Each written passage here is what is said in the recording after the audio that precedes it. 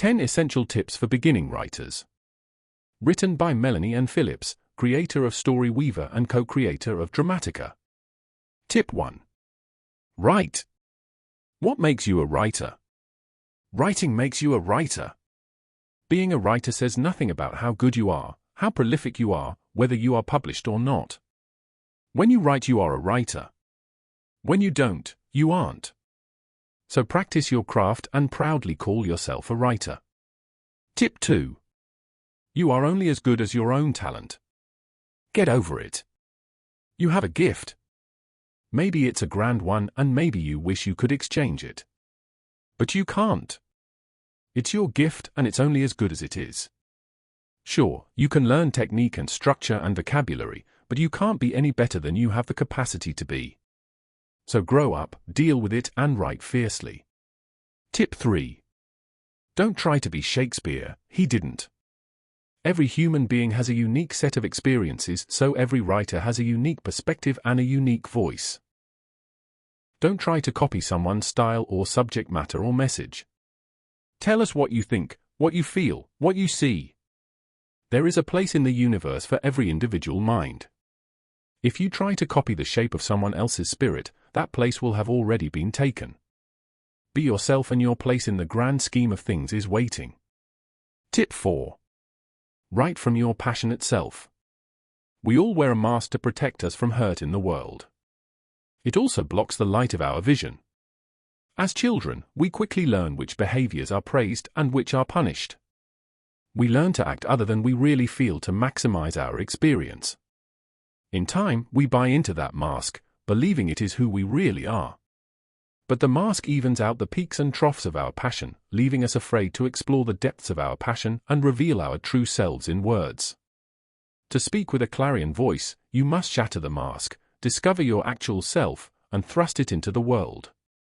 Tip 5. Be a story weaver, not a story mechanic. Structure is important but not at the expense of passion.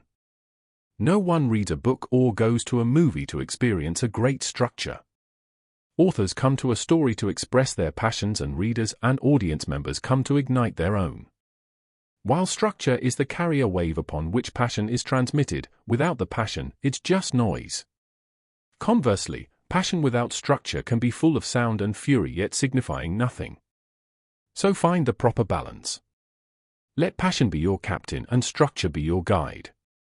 Tip 6. Let your muse run wild.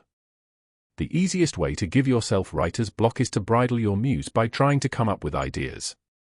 Your muse is always coming up with ideas, just not the ones you want. If you try to limit the kind of material you will accept from her, she'll shut up entirely. So let your muse run free. When she gives you a hysterical moment with a polka dot elephant while writing a serious death scene, consider including it, perhaps as an hallucination. Give it a try, it might liven up your death scene. And after you've written it, if it doesn't work, then save it in a file for later use. It may seem like a waste of time, but your muse will know she has been treated with respect and will likely now give you just the idea you need. Tip 7. Don't be a slave to convention. Beginning writers often look to other successful stories to learn how things ought to work. But so do all the other beginning writers. A book editor, agent, or script reader sees hundreds of manuscripts every year, all made up of the same pieces and hitting the same marks. You'll never get noticed in that crowd. If you want your work to be discovered, break format, shake it up, do something different. Make your sheriff 8 years old, make your two lovers twins, set your gothic romance underwater. You'll never be noticed if you don't stand out. Tip 8. Be your own critic without being critical. Write something. Do it now. Now look at it not as an author, but as a reader or audience and ask questions about it. For example, I write, "It was dawn in the small western town." Now I ask, 1. What time of year was it? 2. What state? 3. Is it a ghost town?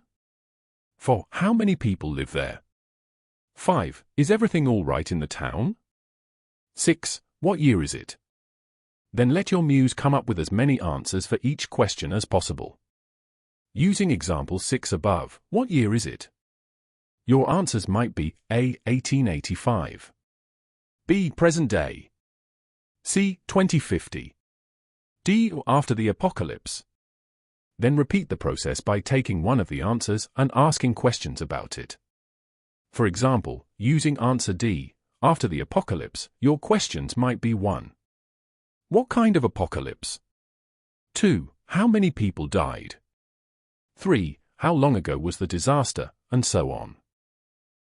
By alternating between questions and answers, you are alternating between critical analysis and creative musings, and with this method you will quickly work out details about your story's world, who's in it, what happens to them, and what it all means. Tip 9. Avoid the genre trap. Too many beginning writers see genres as checklists of elements and progressions they must touch, like checkpoints in a race. But a genre is not a box in which to write. It is a grab bag from which to pull only those components you are truly excited to include in your story.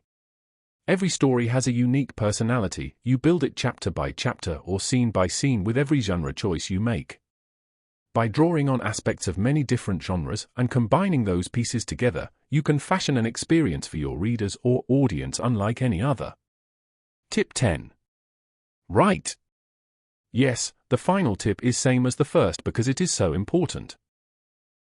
No matter what your natural ability, you will never approach your potential without exercise. Jot down every idea. Carry it as far as you can before it runs out of steam. Do it again and again, as many different ideas as far as you can take them. Write nonsense words. Write your concept of a villain's shopping list for the supermarket. They have to eat, don't they? Write about anything. Write about nothing. But don't stop. Not now, not ever. You are a writer, aren't you? Then for God's sake, write. Best wishes for your writing endeavors, and don't forget to like and subscribe for more tips like this one.